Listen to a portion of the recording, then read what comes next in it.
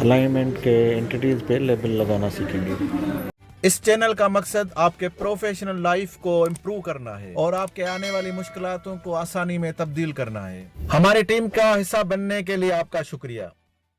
बिस्मिल्लाहिर्रहमानिर्रहीम। AutoCAD civil 3D और alignment के लेबल्स हम सीख रहे हैं। तो अलाइनमेंट के लेबल में चले जाएंगे और लेबल्स में आप जैसे ही यहाँ से आप अलाइनमेंट सिलेक्ट करेंगे तो यहाँ हमारे पास दो ऑप्शन हमने डिस्कस कर लिए हैं। तीसरा हमारे पास है सेगमेंट। सेगमेंट क्या है?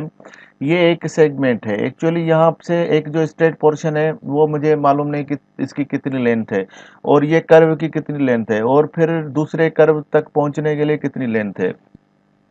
तो इनको लगाने के लिए यहाँ पे अगर एक 1 बाय 1 करके मुझे लगाना है तो आप इसमें सिंगल सेगमेंट ऐड करेंगे और select point in on entity. तो मुझे कौन सा ये स्टेट पोर्शन चाहिए। तो मेरे पास ये देखें, इसकी 104, थोड़ा स्केल इसका बड़ा करते हैं तो 104.65 है। तो ऐसे ही में मुझे अगर कर्व की डिटेल चाहिए तो यहाँ पे मुझे कर्व की भी डिटेल लगा के दे देगा। तो जिस जिस एंटिटी को मैं क्लिक करूंगा तो वहाँ पे आप देखेंगे वहाँ पे उसकी लेंथ, उसकी डायरेक्शन और उसका डिटेल मुझे ये डिफ्लेक्शन एंगल भी दे रहा है, लेंथ भी दे रहा है और रेडियस भी दे रहा है। मैं इनको चेंज करके कुछ ऐड भी कर सकता हूँ। तो ये अगर सिंगल, ये देखिए मैंने एक सिंगल सिंगल क्लिक कर रहा हूँ, लेकिन अगर ये मुझे पूरे मल्टीपल एक ही जगह पे चाहिए तो यहाँ पे नेक्स्ट ऑप्शन मेरे पास है मल्टी सेगमेंट। तो मल्टी सेगमेंट को मैं ऐड करूंगा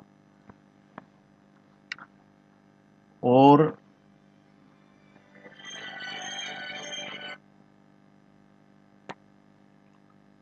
मल्टी सेगमेंट को मैं सेट करूंगा। यहाँ से मैं ऐड करूंगा। ऐड करने से ही सिलेक्ट अलाइनमेंट का ऑप्शन आ जाएगा।